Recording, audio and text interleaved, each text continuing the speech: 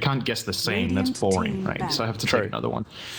I'm not going to say I don't have faith in Liquid, and I'm not going to say they haven't improved, because I think they have, but the way the American Dota scene I've been seeing in the last 1.5 months has just been tier 1, or if you will, tier half is EG, and then tier 1 comes after them, right? Their EG is just one step ahead of everyone else. That's how it seems when they play their games.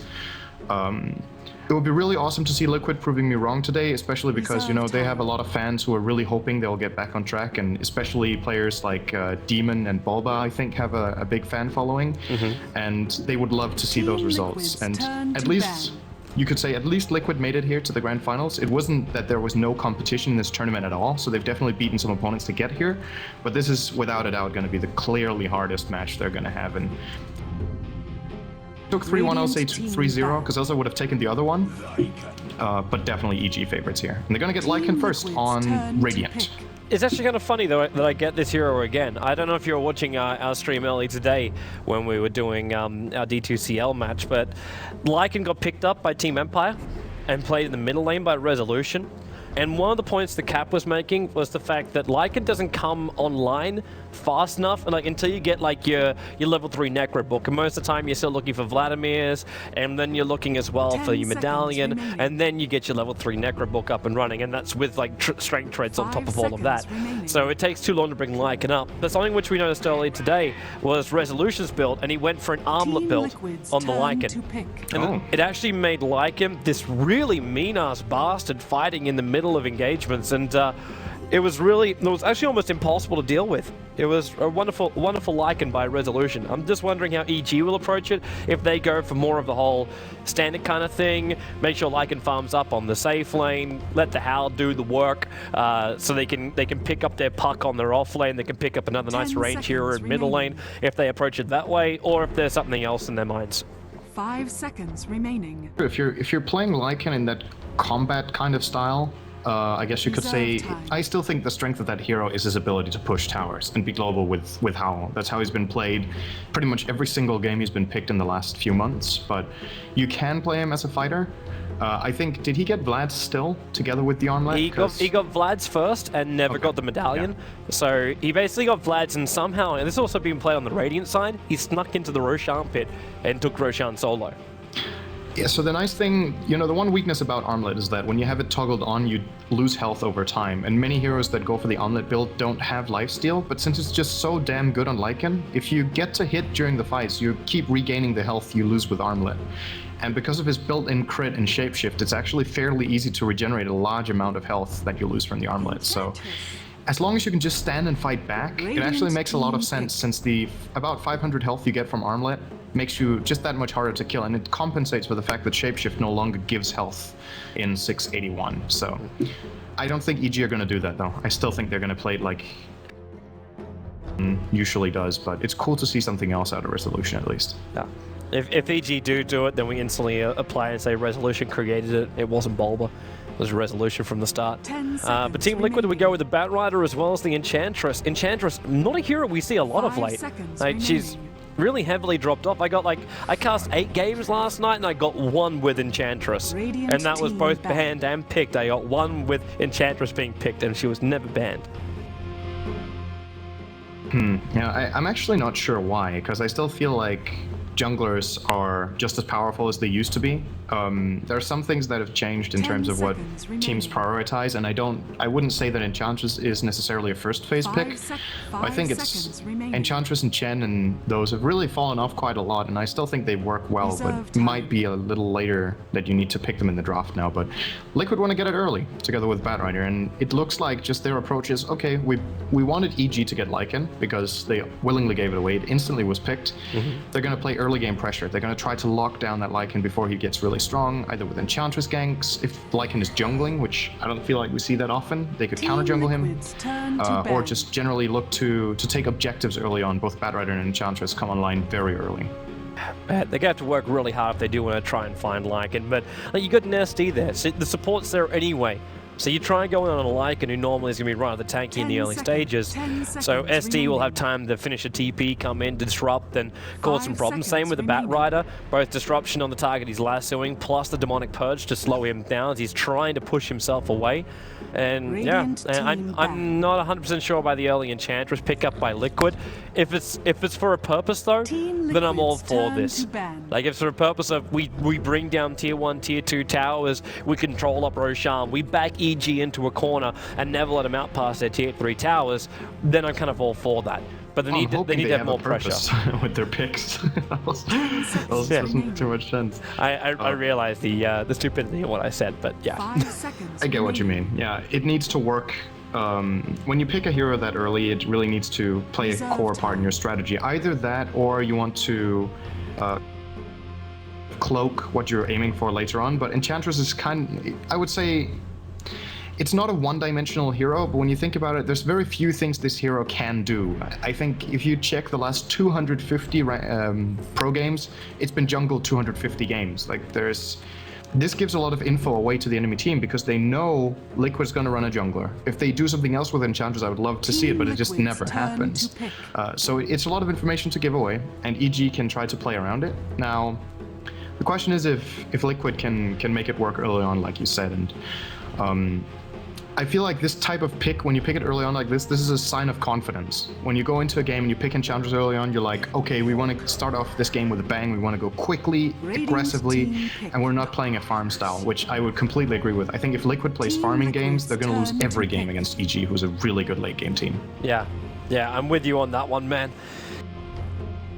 EG right now, they're about to get even bigger. Late game wise, Darkseer, the combo will be there for him and who? Question mark. But I don't think Universe needs a combo. He's a combo in himself when he's playing Darkseer. He does play a nice aggressive one, but I'm not 100% sure that he can get away with that kind of murder on the offlane now, because we're still missing the secondary support from Team Liquid, and I'm pretty sure one of them is going to be a positional controller, be it Rubit, Telekinesis, or whatever. With Invoker also available inside the pool, you're always going to have that extra support to come in if it is going to be an Exort Invoker, so Sunstrikes will also be available. But Team Liquid, if they force us out early on, they could just take the easy lane, because they've got like Batrider for the offlane, they've got Invoker for the mid. If they want to deal with Darkseer's Iron Shells, I'm not going to say Doom would be the best selection here, but he would be one of those big, nice, tanky kind of guys. Early on at least can deal with some Iron Shells, just devour up whenever he can find one after he gets himself a nice creep, and then they can force the top towers out more. 5 seconds remaining.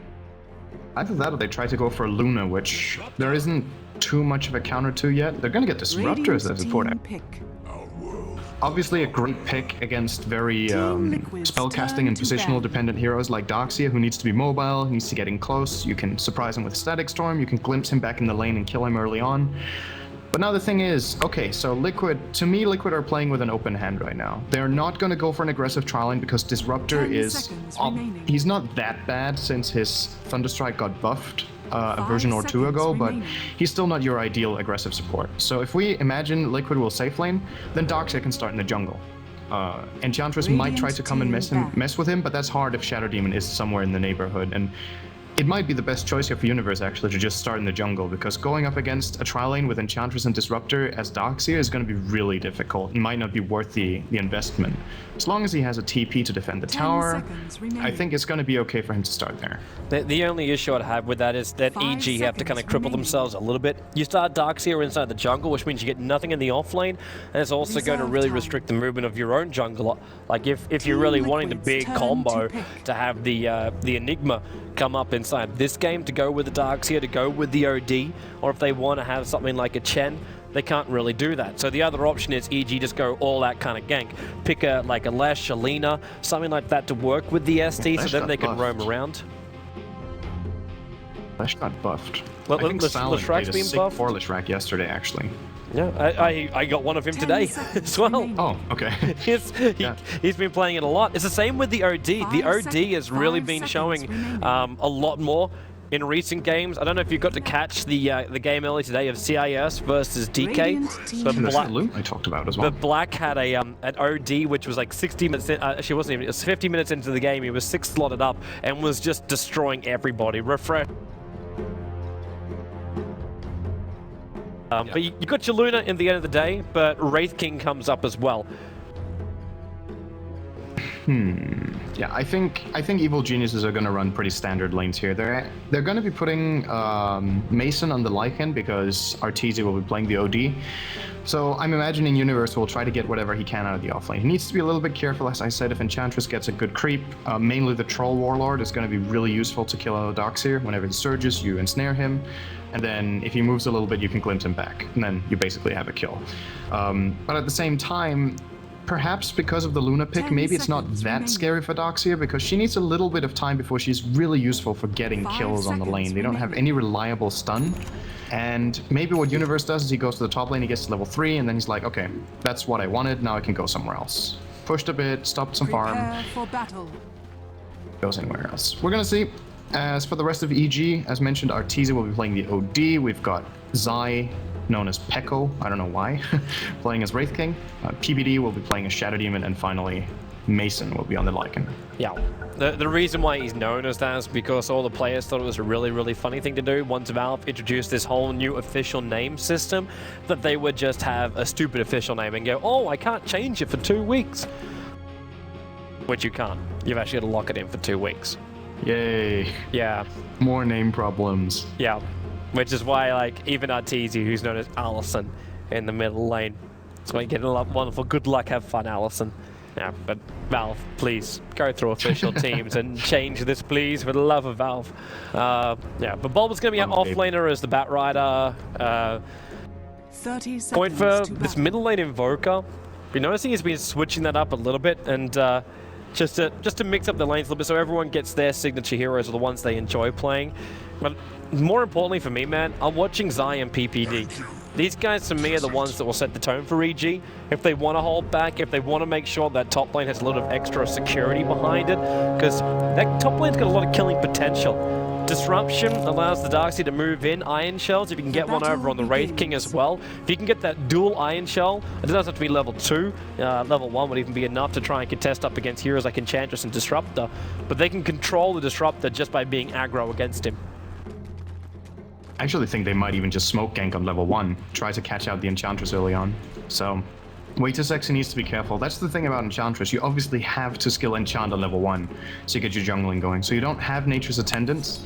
And between these two heroes, if they get in, we're gonna see if that's what they try, or if they start out mid. Yeah, I think they're actually going for it. Either that or they're trying to get the Luna. Either of these kills are going to be absolutely amazing for EG to get. They've got perfect vision right now over on Mr. Pegasus, the Disruptor on the top lane, who's starting off the aggro up against Universe, but they need to get close enough for... they couldn't reach him in time. It was actually... I feel like that was a bit of a misplay from Universe going aggressive there, because it kind of gave it away for Demon there on the Disruptor. He ran away.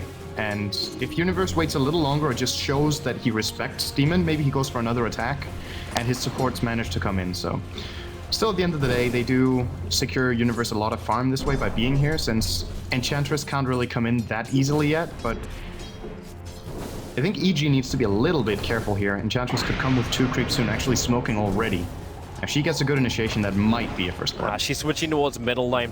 If you've been watching, but the Howl's been coming off from the Lycan, and because of that, Arteezy has just been forcing Koifa back into his own tower. Just trying to zone him out as far as possible, because he's got imprisonment, and now you've actually got a nice amount of damage coming out from an OD early on, which doesn't always happen. 2 seconds to ride to the top lane, but possibly at the worst time as well. They've got creeps around the side now. Lucent Beam, PPD's going to be glimpsed back right now. He's still got Disruption available. He's got to do it straight away. At the same time, he got Surge though, which is not going to help his case, and First Blood will go the way of Team Liquid. Enchantress pick already paying off. Very early First Blood. This is the trap that some teams go into when they pick Enchantress. It's not really that good of a hero if you don't accomplish anything early on, but if you build your strategy around it and you have a plan in mind, and especially if the enemy team allows you to do it, you could say EG didn't need to do this. They could have left Universe alone and tried to go somewhere else, but... I think they kind of needed to too, man. Look down towards bottom lane. They need to get some presence down here, because Mason's 2 for 0 up against a 10 for 3 Bat Rider, who's now going to have a crack at him. He's already got 3 Napalm stacks on him. He's got to get him underneath the Firefly, though, to really make this worthwhile. 4 Napalm stacks, 5, and there is just no way to escape from this. Even under the tower, Bulb was able to solo up the Lycan, and there is no support from EG. They're moving PPD down there, but he had to walk to the bottom lane. He had TP scroll available, but just took too long. That's really impressive. I don't know how Bulba is crushing him that hard. I can understand that Bad Rider can beat Lycan, but having him on 2 CS at 3 minutes is pretty insane, since Lycan has good attack damage. You just use the Howl and you start hitting creeps. He has twice the damage of Bulba, so he must have held him out really well with harassment here, and even gets the kill. Great start for Liquid in game 1. Yeah. The trade-off, though, is the middle lane. And that's where Arteezy 17 for 6 up against Kuiper, who's 6 for 1. So obviously, yeah, it's no D this lane. is terrible. This is the worst opponent you can have out of any. Well, top lane, they're going to go on Universe. The glimpse is still available, and Universe hasn't really walked back too far. And now with SD also on the way in here, they put the catcher over on the Disruptor. He's very, very low on life, 90 life points, but TC sticks around with it. One more attack, Universe, he salves up, so he will stay alive. There's a Tornado in the middle of the pit too, while Disruptor running in the tree lines with way too sexy, and they get back on the other side of the tier 1 tower. But this tower's got a catapult and a Tornado giving protection for Team Liquid, so they've got this tower, even with the fortification being triggered. While Bat Rider's now having a crack at Wraith King on the bottom lane. Yeah, this is a very, very nice start for Liquid. Even though they don't get the kill there, they might get him now. Dragged him back, but they don't have enough control to hold him there. Actually, no, he's in the corner. Yeah, you're right. Disruptor will get the kill with the Thunder Strike. And they took the tier 1 tower. So it looks like my one game I was giving to Team Liquid was looking pretty damn certain so far. It's early to call it, but this is an amazing start for them, of course. This is a different Liquid than I feel like we've seen in the last month, because they are playing really good early aggression, which is something I was hoping for them to start doing again. The old Liquid that was really successful was actually great at playing with Chen and Enchantress early on and getting a lot accomplished, and it feels like their communication has just reached another level again now. As you said though, mid lane is going to be an absolute stomp, and there's nothing Kuiper can do. This is the worst lane you can, as I said, I think you can't have a worse lane as Quas Wex Invoker. If you're Quas X Sword, you can actually get quite a lot in this lane, because you can get Forge Spirit, and that can kind of even out the damage you lose from getting your hint stolen, but Quas Wex, this is just flat out impossible. I think it's okay to have 10 CS at 5 minutes against 31, like, what's he supposed to do? I don't know, man. At least not die, and that's something he hasn't done yet. Or has done yet, because he hasn't died. In the meantime, he just waits for Bulba. Because when Bulba finally gets his Blink Dagger on the bottom lane, then he can start moving around and start to gank. And when that happens, then they can try and tip the power of that middle lane. The one thing, though, that I think Liquid need to do is give this Luna a little bit more space to farm. Like, the tier 1 tower's gone on top lane, so they have backed up. Enchantress just goes into the jungle to start power leveling and waiting for the right time to gank. But Luna needs levels. Like, she's about to crack level 6, which is obviously quite good when you're 5 minutes, 30 seconds into the game. Needs to get a little bit more than that. And the Helm of the Dominator is meant to be the path to that, which means ancient stacking, which means Liquid have to be very secure in their camps and map control on the tier 1s. I don't know if that's the right game plan though here. I feel like what Liquid should be doing with the early game they have is go for a really mid-game oriented Luna build. And the Dominator is great, but I feel like maybe in this game a drum BKB straight up build would be awesome kill for TC. It's over on Wraith King. Thunderstrike to start with, Troll Trap will hold him there. Now the Chaos Bolt has gone out in the Disruptor, and then, well, he runs east because he realizes someone's already coming in from the west, but Enchantress just has more time to attack him then. So easy kill for them, while Darkseer is almost dying to Centaurs.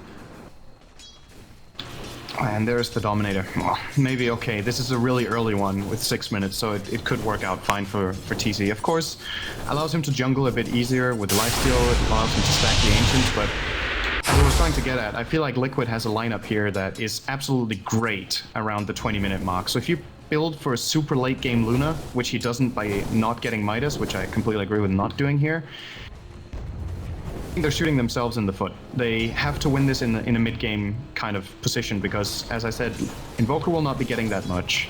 Lycan is now going to start getting farm. Arteezy is getting amazing farm, and he's playing for the late game with a Midas, so Liquid should be aiming for really effective items here for the 20-minute mark. So a BKB first for TC after this, maybe Tread's BKB would be great, because what do EG have against BKBs? They don't really have that much. No, they don't.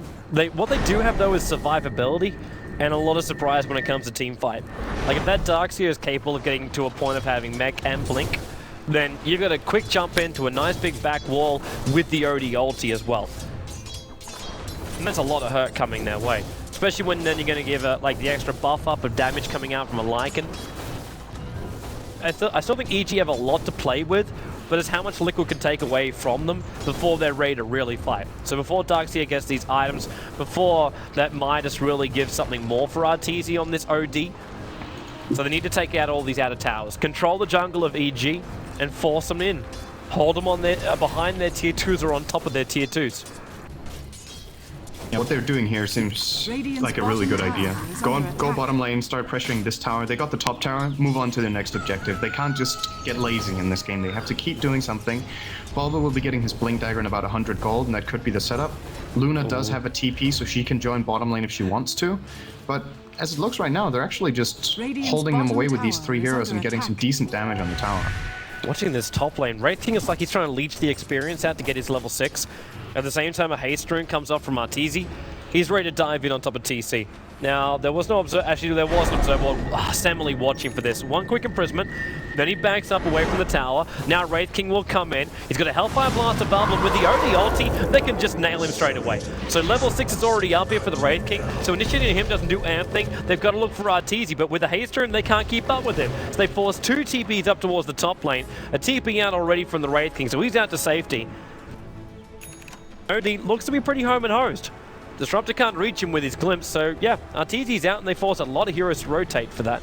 That's a big play, and the first play of EG in this game.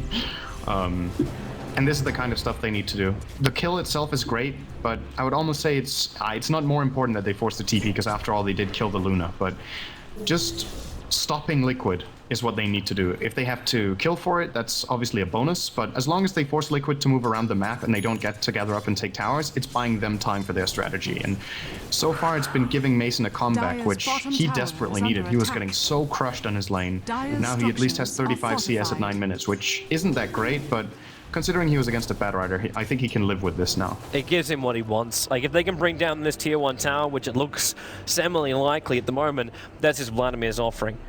Dire's bottom tower is under attack. And with that, then he's able to at least do easy jungling, adds more pressure towards that bottom lane, and then Liquid have to turn their eyes over towards Roshan. Because even though like it's obviously a very low level Lycan at this point, 10 minutes in, not a huge amount of farm, no Medallion of Courage, you could be seeing him just pop in for a quick bite in Roshan. Grab the Aegis model and get out. You can't do that in 681. Roshan got +1 armor. See, I used to think the same thing, and then Resolution did it today. Oh, you used to actually think that? What, that you couldn't jump in with +1 armor on Roshan? Yeah.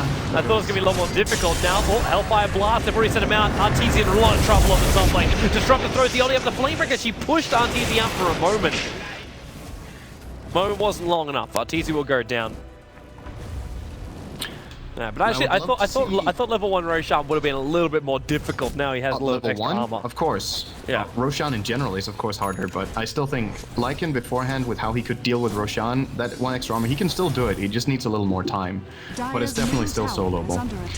But still, this is what I want to see from Liquid in this scenario. They not only get the kill, but they're working on a collateral. They need to take more towers, and they're pressuring the tier 2, but they're going to pay a tier 1. So I don't really know if this was a big victory for them at all, especially since it looks like they might not even. They're not getting the top tier 2. This was actually a loss for them, getting that gank off. And Arteezy is back up here. He's getting so good farm as well. And the lead Liquid had, they were 3,000 gold ahead, now it's 1,000. Experience is still looking okay, but you need to remember they're playing this kind of momentum-based lineup, and for EG to just be remotely close to 0 at this stage, I think they're fine. Yeah. I don't feel a problem for EG. I'm with you on this, because there's no presence really coming out from the Luna right now. Like, you send it down towards the bottom lane. This is so she can also take this triple stack that's sitting over on the side, but Luna's not ready to have a fight. Liquid basically have to keep dodging this entire time. Even quite far. This guy's only going to hand a minus on him. I can know we're only 11 and a half minutes in, but EG's lineup is already up and running and ready to fight. And they're going to be trading towers again, it looks like. I don't think, with the position EG has top, there's no way Liquid can TP into this. So it's going to be tier 1 for tier 1. The question is if Liquid choose to go on here and try to trade even further, because EG will. EG's slower. EG dragged the Lycan up towards this top lane. If they're not ready to take this tier 2 tower, then he's walked all this way for basically nothing. I think at this point EG should just go for tower trades and see if they can actually force Liquid to fight them. Because if Liquid do that, then EG win. I don't know if he can do that though. He's out of mana. The wolves are about to expire. Okay, actually 20 seconds on them, so maybe he could put a lot of pressure there. But the fact that they took the tier 1 tower down about 15 seconds after Liquid did means they have a significant time advantage. And they just give him a bottle charge, or this is a really good trade-off. He just uses Howl against Essence Aura, maybe. One way to do it. Here comes Tornado EMP. He's not even going to need to use it. So 2 towers for 1 for Liquid.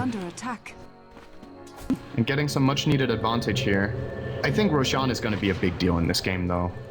Like you said, Lycan can do it. Liquid will want to do it now since they're dire and actually can just tank it with Enchantress with Untouchable level 3. But if a team fight breaks out there and EG get their combo right, it's going to be hard with a level 1 vacuum, of course, but it's a matter of time, and I love that Liquid are doing it now. Objective to next objective to next objective. They're not sitting still and just taking farming time, which is what EG want. Yeah.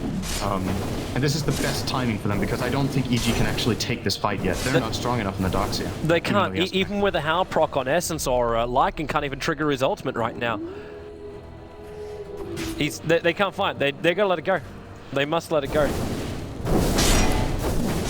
Still really, really close game, all things considered. And if you look at what happened in the last few minutes, Liquid got a tier 1, the tier 2 tower, but they paid about 1,500 experience for it because they were just getting out farmed on the map by EG. And Arteezy has a very significant lead over the Luna because she has been moving around pushing. So the farm on TC isn't that good, but he's probably okay with trading that for all the objectives that they got. Now it's time for Liquid to make sure they make use of that. So. Does he have anything on the courier? No. He's actually really far away from this BKB. If you free farm with Luna, Helm of the Dominator BKB, I guess, is reasonable to expect at about, I don't know, 18 minutes, maybe a little earlier. If you have a good game, he's so far off it. He doesn't even have the Ogre Club yet. I'm surprised that's possible when you've already got 3 towers in a row shot. It's... Maybe that one death really did cripple him a little bit harder than we thought. But this mid push, they're going to take the tier 1 tower here. There's no fortification available for EG. And again, they're doing this trade-off. Raid King is pushing bottom lane with Arteezy, so Zai as well as Arteezy down here in the bottom lane, they just don't care. And Liquid, they're doing exactly what I kind of hoped for. And what I actually said during the draft that they had to do, lock EG inside their base. And when they remove this tier 2 tower, but they don't have fortifications, so they can't stall it up any further. If they're going to come out, they're going to fight like right now. I understand EG are afraid of fighting, but yeah, well, at the same time, what are they supposed to defend with? They actually have terrible wave clearing. They have Shadow Poison only. So Liquid can just throw Luna in the front like this and get another tower. This is one big weakness we didn't really talk about in EG's lineup. I mean, sure, Liquid has a great early game lineup, but the thing is, EG is good at fighting, but bad at holding towers. And Liquid are just making so much use of that right now. And I want to commend EG on realizing their weakness and not even trying to fight over the towers, all things considered, because when you think about it, many other teams would try to take these fights and maybe even lose the game, but EG has a game plan. And it's going to cost them some towers, but if they get that one big team fight that they're hoping for, that could turn around all the gold they just lost. There's a smoke gate coming bottom lane. Arteezy is trying to run himself out here. Now Bulba's going to see him. Forstaff is up, but then so is Glimpse. But Latsu will drag him back first, and EMP will take away, but he imprisons himself up before they can find. Is he going to drop the ulti for a hay? No. He gets tornado up in the air and he'll die from the fall. Koifa will take the kill over here on Arteezy. We got ourselves a quick pause out as Liquid consider their position, which is definitely a bloody good one, but it's also because Bulba had to DC out for a quick moment. Yeah. Great timing. Yeah. Liquid, I'm looking at their lineup now and how things are going in this game, and the fact that they're getting out-farmed on some of their heroes is, as I said, okay if they make something happen, but at the same time, if they can keep ganking Arteezy, it actually doesn't matter that farm is going the way of EG, because I think this is not an easy game to be Lycan in fights. You need to worry about Impetus dealing pure damage when you run around, and he's far away from a BKB right now. You can get caught in the kinetic field and static storm, which completely ruins you, and then you're up against a Luna who will very easily be able to target you because you're melee. So I feel like Liquid have the tools of dealing with EG in a mid-late game scenario. I think super late game they still lose. That's going to be my verdict against this Arteezy OD who's getting very good farm. Can they survive until super late game? That's the question.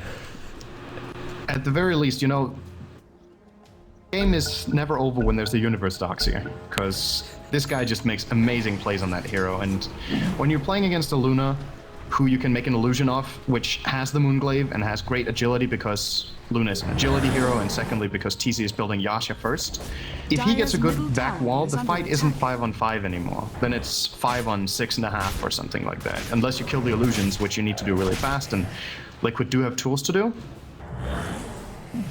But we're gonna see if they can get there. At least, yeah, this is a really hard one to call right now. Is the lead Liquid got enough? At this point, man, I won't say it's enough until they can breach high ground in a confident manner. And right now, Liquid can't do that. They can get pickoffs outside their base, they can control outside EG's base, but going high ground right now is still too difficult for them. Aega's going to get reclaimed in 3 minutes time, but like these moments on top lane, Koitfer and Invoker, Koitfer is Invoker, Koitfer and Disruptor are searching for an opening, and they can't find one. So they just go back to farming up. Universe, you said level 3 back was just not enough. He only needs another level and a half, and he's got the combo which the Darkseer wants, the 4-4-2-2. Once that's up, he's good to go. And with a 4-staff available, he can try and juke out Team Liquid quite nicely. So he's doing it right now. Farming up in their jungle, take the extra money, put Mason back into his own jungle so he can finally finish this BKB, which he's a recipe away from doing. Arteezy, he's just looking for his scythe device, if he can reach that in time. Wraith King even got himself some decent farm too. They gave a lot of space to Zai as this Wraith King. He's walking around with Urn drums as well as a bracer, so I assume it's going to be helping him to build into the drum. He's not got a drum, man. Sorry, it's the Urn treads. Yeah, okay. If he had a drum, that would be really good, but I still... The drum is what he's going into. The most important thing here for Zai, excuse me, is that he's up against EMP Invoker, and that is really dangerous. If he gets hit by the EMP, he doesn't have mana for ult, and that's just how it's going to be for the next long time unless he gets a BKB or some sort of mana item. So the way Zai usually plays this Wraith King with going super aggressive, leading the fight, knowing that if the enemy team turns on him, he gets a second life, there's just no guarantee of that here. He basically, he needs his wand, is normally the core thing a Wraith King will do to counter that kind of EMP tornado. If but if that doesn't have many charges, that's not enough.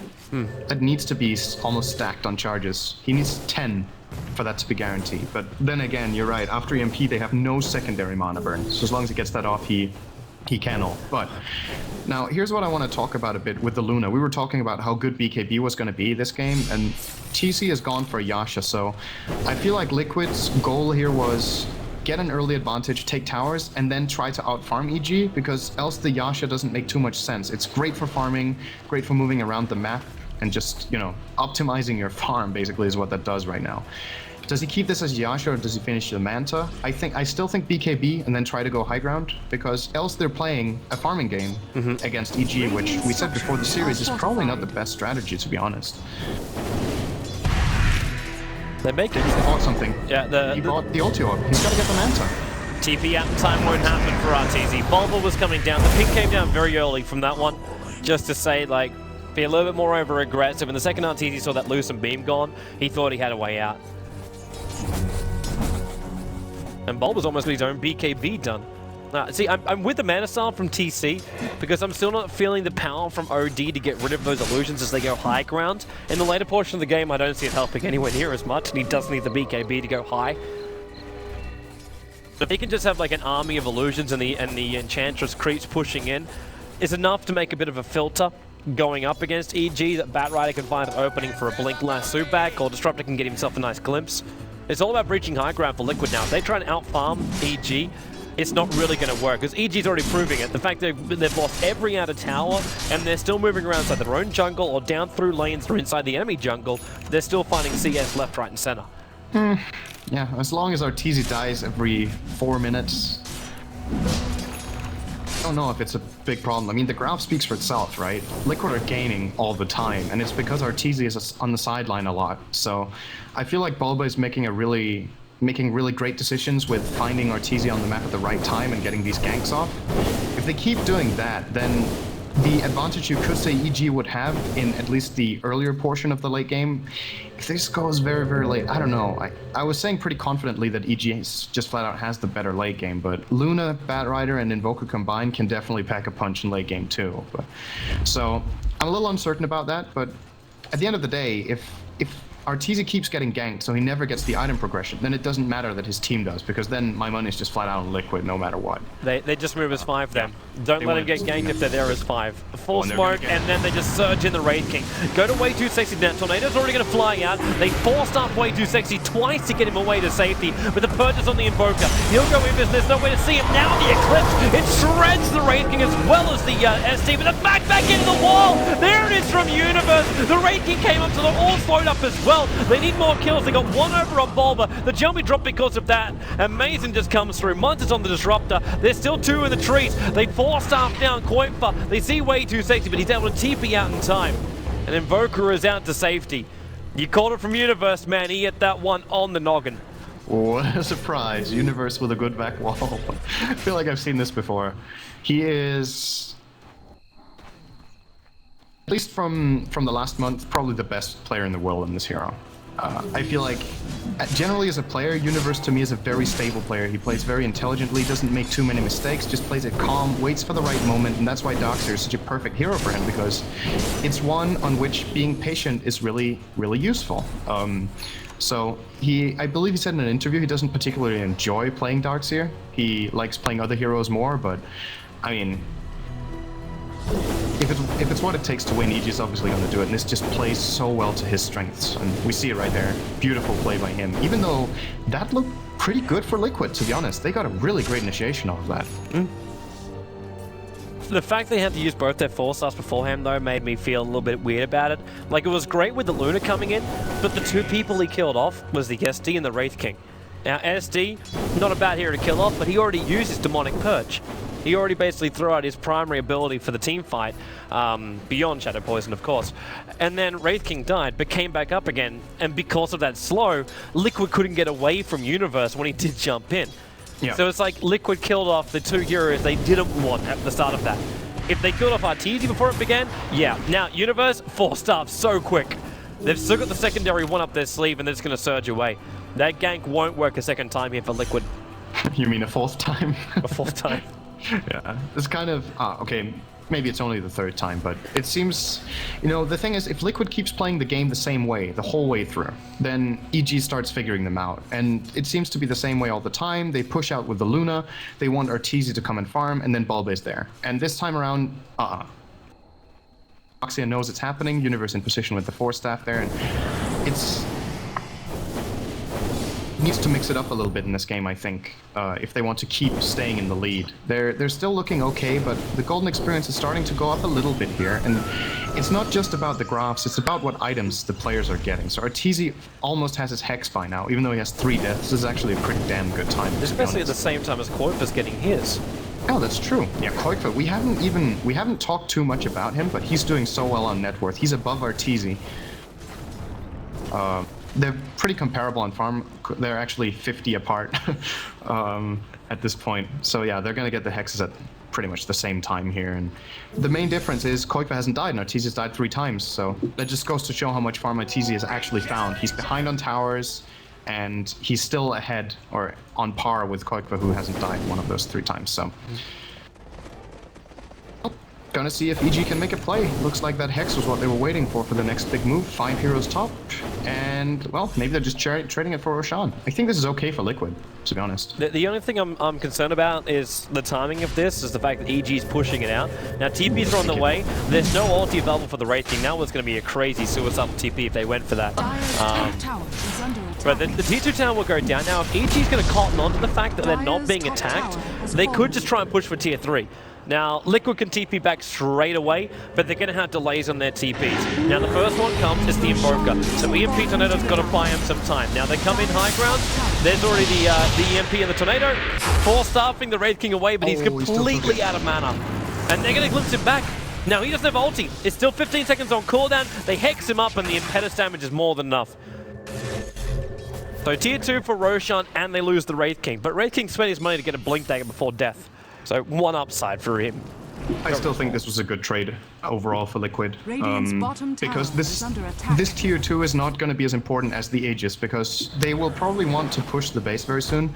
The timing for them is perfect right now. TC just got his BKB, Koika just got his Hex. And he just got a DD rune on bottom lane. And even a DD, yeah. This might be it for Liquid. This might be the go call. They have everything ready. And well, so does EG, and pushing into Darkseer is always scary, but I feel like if you're Liquid right now, you try to use the Aegis and see what you get. Well, they got one possibility on bottom lane, but now he's backing up Mason. He's also a very, very tanky and not just the BKB and the immunity from that, but the fact he's going to go have Shapeshift form level 2 and the plate mails on him. So he's going straight into the Assault Cuirass.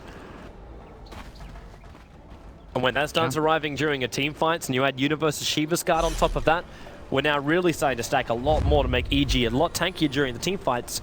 And Luna doesn't really give that over to a teammate. She gives the extra damage, and then Enchantress is throwing out her Impeder, so that's nice. Invoker's EMP Tornado does a lot of control too. But so far, man, like, when was the last time you ever seen a Static Storm or Batrider escape from a 3-man, 4-man gank coming in on him? 4-staff up, maybe this will be that time to watch him escape from it. Nope, they drag him back. And that's the gem lost for Liquid too. That's a secondary gem now on top of PPD. And both have been purchased by him, both been purchased up by Demon. I think Koikva and Bulbit just force-staffed at the same time, so they only got forced once. I think is that even possible? Like, the travel time, I think, is 0.3 of a second. I think they might have just clicked them on him at the same time. It looked to me like he only got forced once. Isn't that right? It's really unfortunate. Maybe he would have got away with double force there. I think that that's really sick, actually. Really unfortunate timing, you could say, there from Liquid.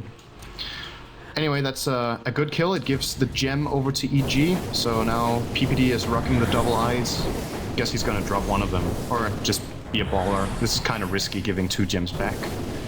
But it looks like he's not even sending out the courier, so wow, okay, that's confidence. Maybe the courier is waiting for something more. Like current gold, you got 2.8k gold over on Mason. So they may want to keep it back until he's finished up his AC. Radiant's bottom tower. Yeah, speaking of Mason, it's kind of funny. We were talking before this game about the combat build and how Lycan is usually a pusher. We just haven't really seen that. He took the tier 1 bottom. That's the only tower he's really pushed this game. He is going for more of a fighting build. No Necro 3. He got the Vlad's BKB and now Kiras, like you said. So, you know, maybe this would have been an armlet game in hindsight. Just send that message to Mason in the break and say, yo man, don't know if you saw this replay, but check it out. It was a really decent build. But this still works for him. I guess tankability is in the middle of the fights. That's exactly what they want now. Blink out, they can't reach the disruptor in time. And that's the reason why Observer Ward gets de-watered out. As PPD has dropped one of the gems now, it's back at base. And you know, the graph is just holding still right now. So we can start thinking of this as, if Liquid don't want to use this Aegis to try to push, they're gonna have probably the 7.5k gold lead for the next 5 or 10 minutes. I don't see EG suddenly getting a superb fight out of nowhere if Liquid plays this right. But at the same time, I don't really see them falling too far behind either. So we're looking at item progression for both sides, where the BKBs are going to be really important now. It's one for the Batrider. Arteezy is going to get his fairly soon. He's 1,000 gold away from it. Lunas is still in 10 seconds. He hasn't used it yet. And Koikva actually not getting a BKB on the Invoker. He's going for Skadi? Is it Skadi or Lincoln Sphere? I guess, knowing Koikva, it's probably Lincoln's, but this might not be the worst Skadi game, because there are a couple of targets he can bother a lot by slowing down. The Wraith King. Lycan doesn't really care, though, when he's an ult. And OD's really not going to really the care Skadi here. Neither do I. It's like it's got to be a Lincoln Sphere to try and combat the Wraith King jump in with Hellfire Blast. I was thinking the same thing. Even then, like, they initiate on the Invoker. Disruptor can do a lot. Glimpse. They get a long glimpse, and then blink! But blink again. Lasso and Wraith King will be denied all of his mana here. And he already used his stick charges. Oh my god, that EMP. He had full mana. While we're considering his death, our chat trivia, now time, 30 minutes into the game. So, which hero has the most wins so far in 6.81 Pro Dota 2? A ridiculous 73 wins already. The next closest is at 52. Who's got 73 wins in this version? Wow, there's been that many games already? Or at least that many wins for one hero. Wait, has there been like 150 competitive games in 681 already? Must have been. When did that patch come out? Only a few days ago. But remember, man, tournaments are running non-stop. That's still pretty crazy if a hero already has 73 wins. Oh man, I don't know. It's a really hard call. I kind of want to throw it as the SD. I know it's a random thing to throw in there, but it's like the hero which I don't think would have been banned out as much. There's nothing massively obvious you can say. Wait, what are we doing? We got... they found Kuiper. He's in the tree lines currently. So it's a ghost walk no effect on detection? Universe. Nope, no gem. The gem's Where's the second gem? Oh, it's in back at base. It's back at base. Yeah. And there's one on the SD, but he's on the other side of the map. I don't know. I feel like Wraith King wins like every game I see. But he hasn't been picked enough. Picked that many games. He hasn't been picked that many games. Like the aggro trial lane is kind of similarly worked for it, but it's like it's few and far between you being getting that pickup. 73 wins. What the hell? I instantly just want to think of like... I just don't believe the stat. Like the stat's gotta be correct, man. It came from the hub. Disbelief about it. I have no better guess than Wraith King actually, but I'm gonna stick with my there's a pretty SD. big chance I'm wrong on it, but it's my best guess that I can just come up with off the top of my head based on the win rate. But I don't think he's been picked that much either. I'm sticking with my SD. SD, 66% win rate on SD. Seriously? I mean, the hero's good, but that's 2 out of 3 games. Mm-hmm. Well, it's true. He's very often picked, and he's very often picked with Dazzle, and those games are good. And Marana. Wow. Has Marana been played in 110 games this version? Wow. Yeah, that hero has a sick win rate, that's true. And it is doing very, very well, but still. It's funny because that's sick. I remember we had stats back in the old patch, and it was like, oh yeah, Marana's doing really well. And then there was a real downtime for Marana. Everyone was looking for arrows. Everyone was saying, oh wow, I just like you can't hit anything, or they're just being used to scout. And there was some really bad losses coming in the back of Marana. Of course, she didn't have enough DPS, but I'm surprised she got that much success rate in this version, especially considering technically she was semi-nerfed with the vision of arrow being shut down. It's well, go figure. Yeah. It's still just the way the hero. I feel like it's mainly Moonlight Shadow. I feel like it's more that than it's the arrow that wins games. Of course, big arrows are crazy, but it's just the ability to disappear from the map and show up and get big team fights, get a Roshan, it's incredible for objective-based games, which, this is a really objective-based game looking at the number of kills, so Marana would have probably won this game. This is the easy game for me, and it's the hard game for you. Yeah. I have to analyze so much on farming. Yes. Yeah. Good luck there, Sin. Good luck. Still, it's... I got it right when I said the graph wasn't going to change much. I mean, the last 10 minutes it's changed by about 1,500 gold the way of Liquid. So I'm still waiting for that big team fight that is inevitable. And I'm still surprised Liquid didn't lose the Aegis. Use it. They didn't even try. I just think they don't want to run the risk of losing a team fight at this point, because they're probably sitting there going, we know we have advantage. We know we control our own jungle at least. We know our ancients belong to us, because they've still got the tier 2 towers up on the mid and the bottom. And Roshan, they can just wait for the next one. Like, Roshan spawns up now.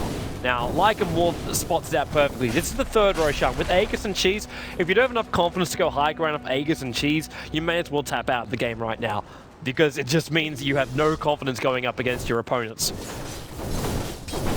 And I think you're right where they kind of have given a little bit too much space to EG. Like, with no major change, you got BKB, you got a Solar Curiosity, you got another 2k over on the Lycan, you got Darkseer at level 14. So the only thing he's missing right now is his next level up in the wall. Even OD's got a lot of money. Oh, yeah. I'm just thinking, okay, the good thing for Liquid is that their BKBs are still 10 seconds. No one misclicked them while farming the jungle yet. You're outside. That's what they've done with them so far, right? So that's good, because BKBs are everything for Liquid when they need to break the base. If they are outside BKB, they're gonna get vacuum walled, they're gonna get hexed. Arteezy's ultimate is gonna do 400 billion damage, and they don't stand a chance, I think, when the BKBs are over. Even with a farmed Luna, I still think this Luna is gonna get crushed by the OD, because it's great she has Butterfly, she gets hexed, she's dead. She doesn't get out of that hex. Smoke coming out right now from Liquid, and they're doing this at the same time. If you check out top lane, man, this tower's down on 2/3 of its really life obvious. point. You're right. Yep. It's so obvious. Yep.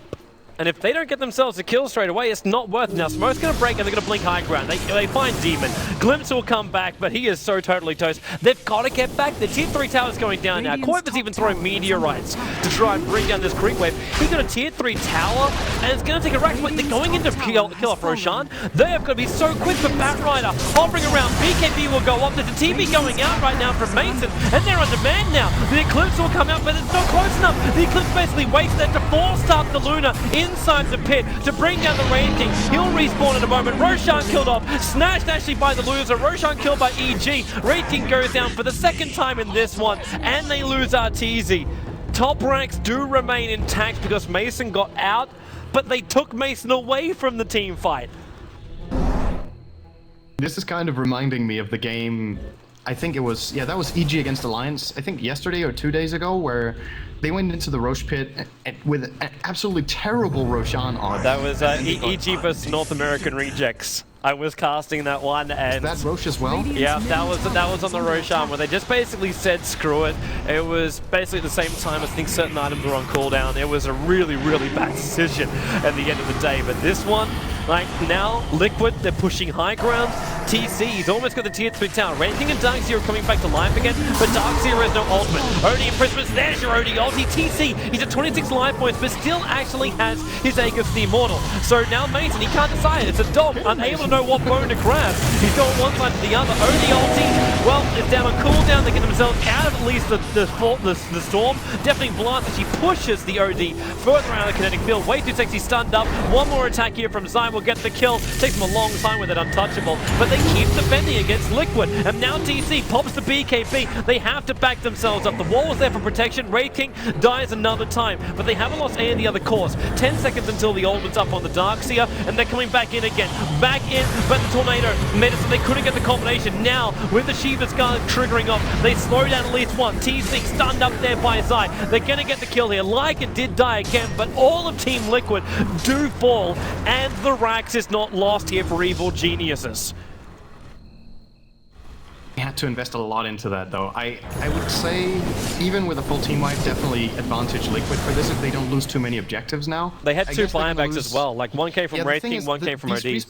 These respawn timers are so long that they're actually going to have to buy back. So then they're essentially trading buybacks, which I guess favors EG considering how they won that fight and got a lot of experience and gold out of that, even though they had to pay for it. They bought back, let's see, they bought back both Arteezy and the Wraith King, I believe. Yeah, it was Arteezy and Zai that had to buy back. So, one core buyback, one support buyback. Not too bad for EG, and getting the tier 2 here, I think the dangerous thing here is you would love to force high ground here, 4 against 3, but you just know the buybacks are going to come out and Radiant's bottom tower back at you. So, and you've already got problems too. Like, look at Way Too Sexy's farm, man. I think it's the one area which we haven't really flagged highly in this matchup. But he's walking around with a Scythe of Vice and an Aghanim Scepter on the Enchantress. You get a lot of disable coming out from this Enchantress, not to mention that pure DPS. It's going to be really scary when Way Too Sexy gets to attack in these fights, and I think we saw it a little bit in the previous fight. It's kind of the same story for both teams, honestly. When the BKBs are down, they're both weak. I still think EG are the stronger ones when the BKBs are down, but you're right, they need to be really careful against Way Too Sexy, who deals massive damage. I'm curious to see what what Demon is going for, though. I mean, when you look across the hero rosters and you see what items they're getting, you know, there's Blink Daggers on both supports and EG, so you definitely know what their plan is. Initiate, go in, start up the fight. Demon has an Ogre Club. So is that going to be an Accept, or is it going to be a BKB so he can stay alive and get his spells off? In this game, I say, man, it's going to be a BKB. An Aghanim Scepter won't be enough. Because if EG is the one doing initiation, you won't be able to respond with your Static Storm in time for it all. Not before the BKBs have come up by EG. I know it's kind of like nerfing him a little bit in the later portion of the game because he doesn't do much more, but if he doesn't, then the OD is just going to destroy him straight away. There's no way to survive against that one. Also, OD now going into Lincoln Sphere. Yep, he's 1,500 away. There's the Blade Mail. Ooh, this could be a big pickup. It's completely useless when, again, it's just even more. When BKBs are down, even more useful. It is completely irrelevant when BKBs are up, of course, but they're starting to lose some timing. I mean, it's down to 9 seconds now for Bulba and 8 seconds for TC in a 40-minute game. So they're still long, and that's crucial for Liquid that these BKBs stay on a somewhat long duration. I think if they fall down to 5 or 4 seconds, they're going to have to buy new ones in this game. It's not going to be enough to just have a short BKB here, because these fights are long. Satanic? Full Satanic. I realized that Valve has another bug to work out. If you check out the courier, presumably this Hyperstone is owned by 1234, which is actually quite far. Oh, it shows his old nickname. It shows his old nickname on the ownership on the courier. Oh, great. Volvo, please fix.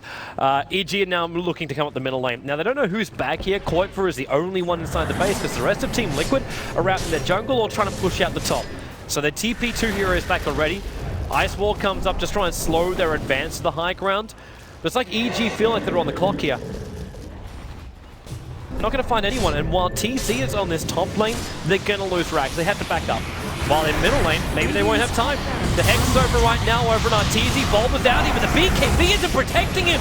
That Lycan just munched straight through him, and now they can go high ground, look for the trade-off. Vank dragging back Demon. They can go through the tier 3 tower, but as I said, Luna is taking out the top Rags. She is going to take melee as well as range here, and then be able to TP back. Koitfer goes for his Hex, and now EG, they could go for the GG push. Already with the Lincoln Sphere being triggered up, look at Arteezy. He's coming in so deep, try and chase him and keep him out of play, but Luna, she's now pushing him. She's taking double ranks here, while EG are trying to go in for the full push, and they've got at least a tier 4 tower down. Now they'll also kill off Koitfer, way too on the side. They bring him down, but there's buyback, while Luna is still, well, there's only her illusions left. The tier 4 tower is almost down. TC is back in here, and they're going to bring down Arteezy. 4 stars from away. That Impetus rips him apart. He can't be attacked again, and now they're still trumping in the fortress. Is it half-life? Arteezy's too low to come back into this engagement. It's over on TC. They're trying to finish the job right now. Like an attack on the damn fortress. He's almost finished it. With the wall set, they get the GG. They were 2 racks down. Luna was going for the trade, and what was passive is just all of a sudden EG going for a full-on YOLO. Oh god, that was not how I was imagining that game ending. I don't think anyone would imagine that, dude. You know, I think they did get 2 disruptions. They got a disruption.